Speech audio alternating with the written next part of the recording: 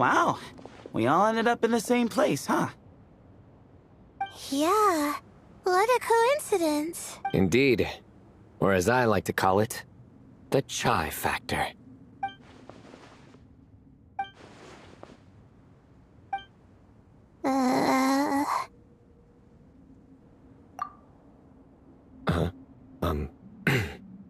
No reply? Just say it. All right. Because it's spice to sweet brew again. Oh, hey, that's a new version. Oh, wait, what? You've never heard that one?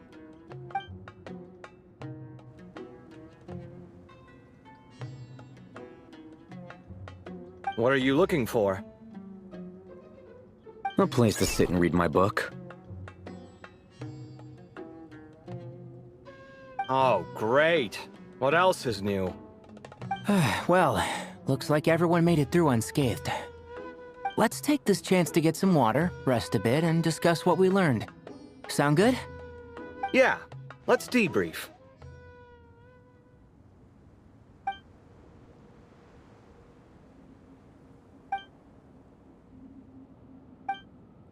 Okay, so we all learned a lot, but it feels like we ended up with even more questions.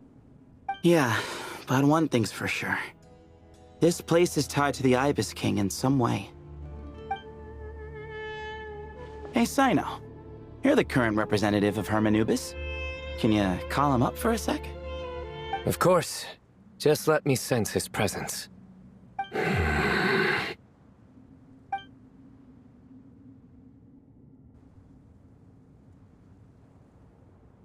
Just kidding. I can't sense him at all.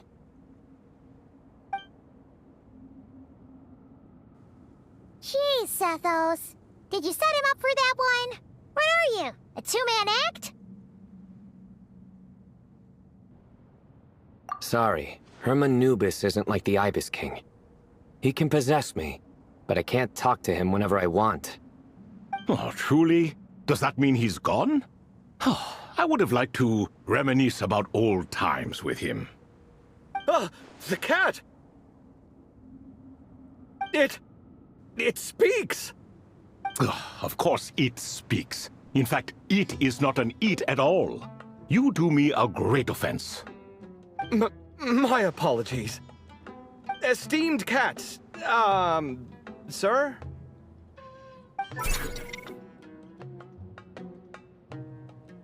Oh, this little contraption is still here.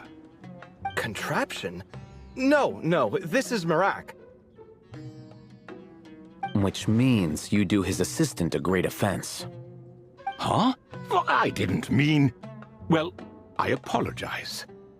I wasn't referring to this Marak, but rather the thing that operates it. King Deshret was quite partial to it. I have forgotten what it was called. It must have had an official name, albeit in the old tongue. Even if I did remember, I would need to translate it into modern language. Ah, it's not important. Marak's a fine name. Even better than the original, if you ask me. Who thought of it? And the remodeling, quite well done indeed. This Marak looks much happier in its current form. Oh, and the components should have model numbers written on them. You can look them up if you're curious. This cat talks. A lot. Quite the one-sided conversation. Is this what the Ibis King was like? He seems quite eloquent. I wonder if he plays cards. Ha! I knew Marak was a great name. Go me! Let's see, what page was I on again? Should have brought a bookmark. That all went over Paimon's head.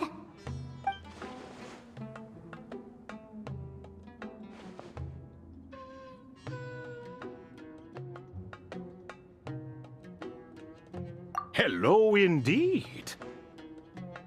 For you to know my name. Yes, I was not mistaken. You are special among your companions. But you are all guests. It is only proper to invite you in. Come then, this way.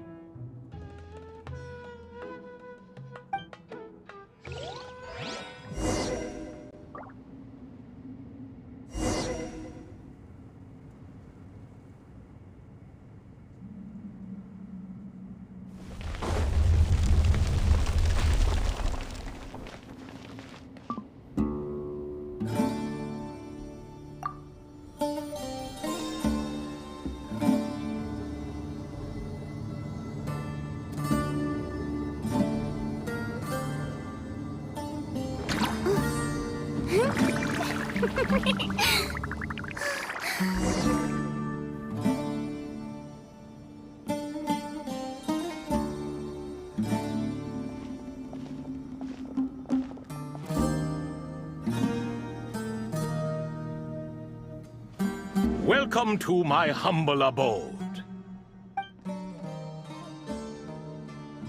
Oh, your house sure is spacious, Lord Ibis King. I fear it's not quite what it used to be. In fact, it has long ceased to be my home at all. It belongs to the descendants of the cats I once raised. Such adorable creatures, aren't they?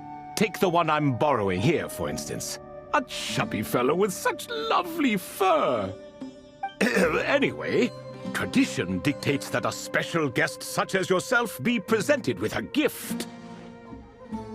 Alas, it's a first-come, first-served basis, you see. I fear with the passage of time, none are left. What? So the treasure's gone already? Treasure, you say? Not an inaccurate description.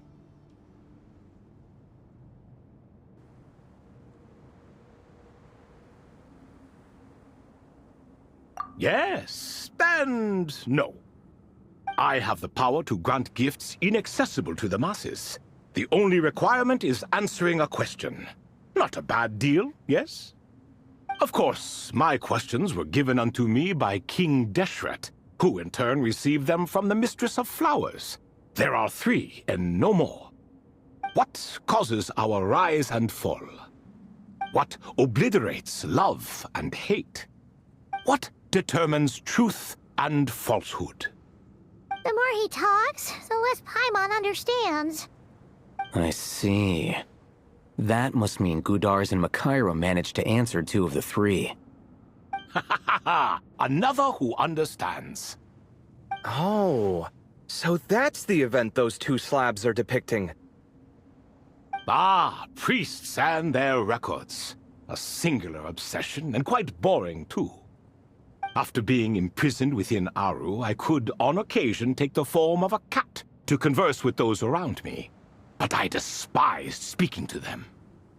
No conversational skills whatsoever. Now, humans like you who stumble in here from time to time, you are much more interesting. Hold on, we're getting off topic again. The 3 questions you just mentioned? What are they for, exactly? Ah, that is a story that begins with King Deshret. And we're in for another long one. Nostalgia for the past is common to us all, is it not? And our king, he was such a proud, solemn man in those days.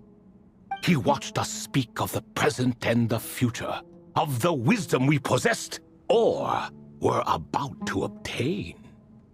We were his proud retainers, confident in our belief that, so long as each one of us used our abilities to the fullest, progress was inevitable. Yet, King Deshret's ambition was not destined to be allowed in a closed-off world such as this. So nothing went as planned. In fact, from the beginning, there were signs an outcome of this nature was inevitable. Because although there were 7 pillars, one was forever absent. Al-Ahmar would insist the Dendro Dragon Sovereign was one of us, but the dragon herself rejected that idea. Huh. Like a card you can never seem to draw from your deck. More like a card that was never in the deck to begin with. Alas, that's just who Al-Ahmar was. There was nothing we could do about that. And I always preferred chess to cards. In the end, life grew unbearable for our king. But, of course, those who remain must continue to live on. But subjects like us were less fortunate. After all, the fate of a retainer is decided by the king, including the chance to walk away. So it was then that King Deshret had Kroko, Goti, and I locked up within Aru, where we remain to this day. Krako. goatee? Ah, of course. You're more familiar with their full names. Sobek, the Crocodile King, and Hereshef, the Goat King. And let me tell you, when it comes to chess, Hereshef was a habitual backseat strategist, always spewing nonsense from the sidelines. Well, Sobek was all too quick to take his terrible advice, to the point where I was the one who got accused of cheating. Chess is an exercise in patience, and that man couldn't sit still to save his life. He could never excel at that game. In fact, neither of them were good at chess. Even so, we played together often. And since I was always the winner, we got along quite well. What are you laughing at? Were we not good friends? No one's laughing. Paimon would never. No, not you. It's Goatee. He's laughing for no reason again. Can you not hear him? Ah, right. Of course you can't. The two of them are inside Aru, as am I, so only I can hear them. What is even going on here? Has he, like, started to lose it after being trapped for so long? That does happen to prisoners serving life sentences. Speaking of which, how's Azar doing these days? I doubt he's doing much of anything. Just what I wanted to hear. What is the meaning of this? You doubt my words? I have half a mind to not talk at all. Oh, no. They're not questioning you, Lord Ibis King, just discussing other things. Please, continue. In that case, where were we? Getting to the part about the 3 questions. Hopefully. Ah, yes, we're almost there. Before I entered Aru, King Deshret said I could be released from my eternal seal if I chose humans who could provide the correct answers to those 3 questions. The first person who caught my eye was Gudar's. I asked him, what causes our rise and fall? He answered, conspiracy and betrayal, for it renders the righteous and wise unable to succeed, and thus nations fall. I found his answer quite interesting, so I bestowed upon him the power to deceive. The second human I chose was Makaira. I asked her, what obliterates love and hate? She said unto me, I have nothing left to lose. Vengeance alone can quench both love and hate. I found this to be another fascinating response, so I granted her the power to be loved. But both of them ended up... Now then, young one, riddle me this. Did their answers point to this fate, or was it the power I bestowed upon them that determined their end? I'm just an observer who doesn't understand their circumstances, so I can't answer. A clever reply. I do not wish to comment either. It is all in the past at this point. My only wish was for their answers to be acknowledged by King Deshret's rules, and bring me one step closer to freedom. As for the final person, her fate remains to be seen, so I will not reveal her name.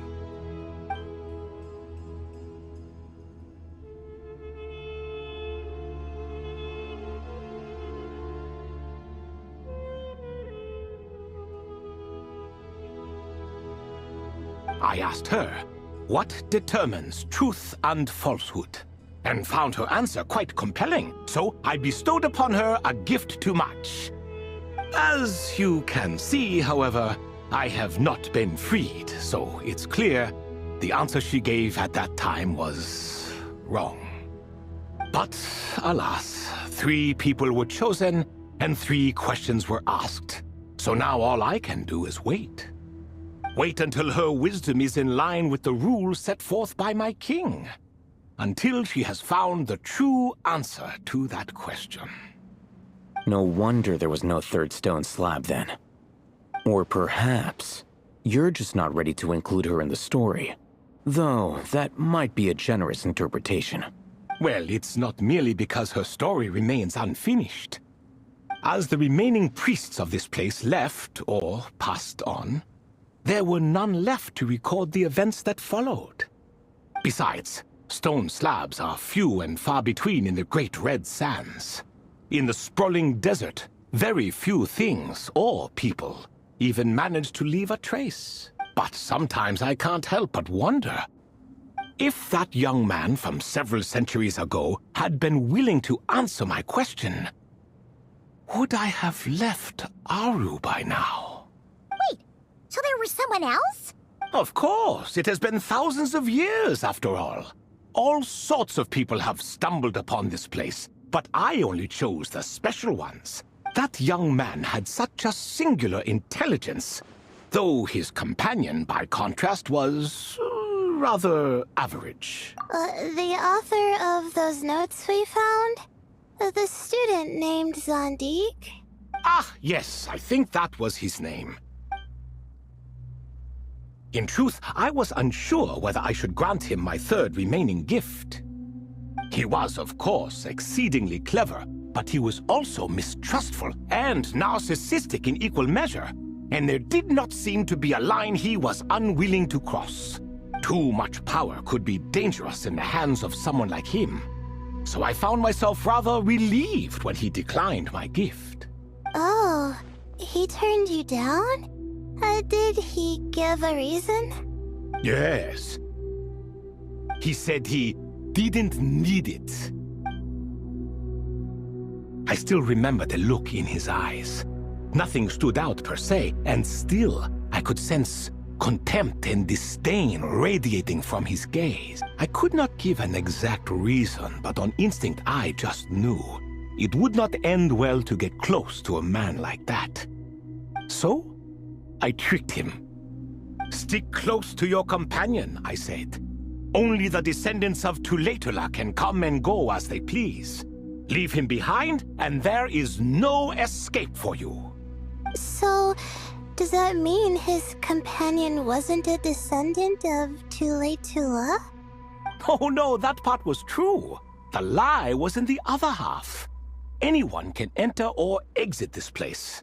There are no restrictions. I saw that his companion was exhausted and was concerned Zandik might leave him behind, or worse, that some other accident might befall him. So I made up an excuse to prevent Zandik from going a step too far.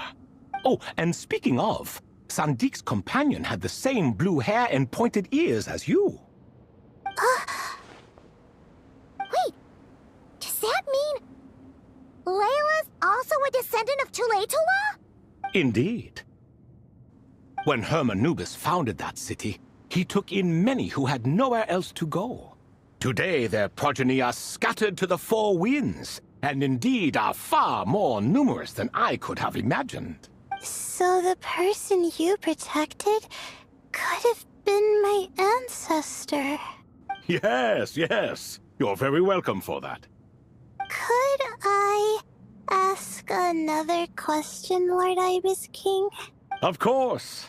I have nothing but time, I'm afraid. Did you also save me and a man named Jur? I did. You two were quite unlucky bumping into a device King Deshret once used to measure human brain power. That contact caused more knowledge than you could handle to flood into your minds. So I replaced that knowledge with simpler, repetitive information. Of course, the side effect being the same thought repeating over and over again in your mind, but that should resolve itself in time. How many moons are there in the sky? Yes, that was the phrase I used in your head. I forgot the other one, though. I believe it had something to do with food. Both were spur-of-the-moment decisions, so no need to dwell on the meaning too much. Oh, I see. Thank you, Lord Ibis King. As I said, young one, you are most welcome. If you're inclined to return the favor, perhaps you could turn off that device so no one else can trigger it? There's only so much a cat's paw can do, so I'm afraid this is something I must leave to you. Or Marak, I suppose. Oh, splendid! Another one bites the dust. Such is the fate of things here. Day by day, little by little, the remnants of ages past fade into obscurity. For that reason, the gifts of bygone eras, be they tied to your blood or technological in nature, are not to be revered. They are tools, nothing more. Disrespectful? I simply make the most of what I have. Besides, our king has been gone all these years. What good does it do to revere him now? Oh, are you talking to the Goat King again? No, Croco this time. He's pestering me for another game of chess. Says he wants to even the score. Wishful thinking, if you ask me. If we counted one push-up for every loss, he'd owe me 300,000 by now. Of course, that's just a rough estimate. I've never kept count. It appears that's something you like.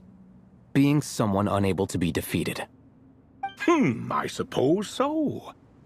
All right then. Time for me to extend my winning streak, and for you all to head home.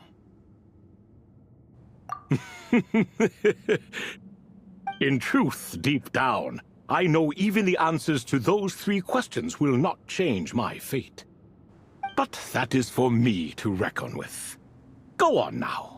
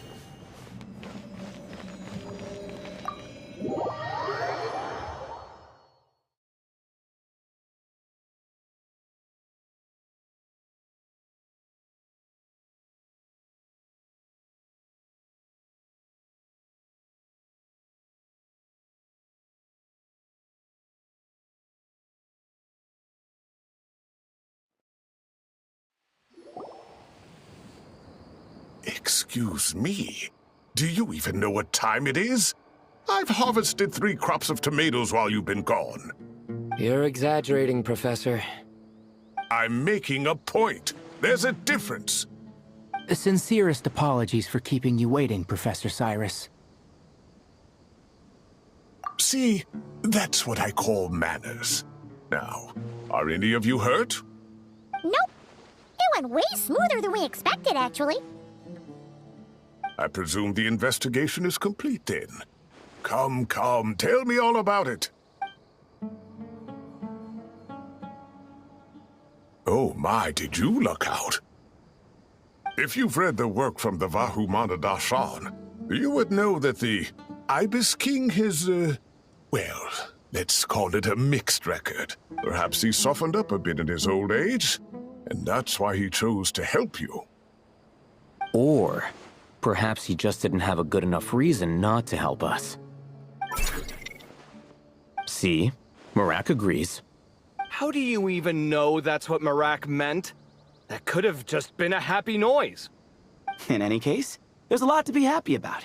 We figured out what happened to Layla and Jur, and there were some unexpected takeaways too. Yeah, I never expected to learn about my ancestry. I've always thought of myself as just an ordinary student. I never would have even considered something like that could be true. Come to think of it, our ancestors might even have been friends at some point. Huh? You're right. Maybe I should take a trip back home to see if I can find any records about that. Oh, I was just throwing that out there. I wouldn't want you to go to the trouble. It's fine. My advisor gave me a break, and I still have a few days left, so... Oh, wait. My study topic. I haven't made any progress at all. No. I need to focus on that instead. Right. Couldn't you help her, Professor? Huh? No, I could never. Me, you say? I'm from the Spatamar Darshan, and I don't think that Nephis or Zahahadi researched the stars. All I have to offer are my homegrown tomatoes. Although I suppose it's not impossible. I can ask a few old friends to recommend some interesting topics. You really don't have to. It sounds like a lot of work. Hardly. A few passing questions while we water the plants? It's no trouble at all. Thank you so much. Of course. Now it's getting late, and you all must be tired. Let's wrap things up here. Some say desert nights are the sun taking mercy on us after the heat of the day. So, let's leave while she still feels merciful.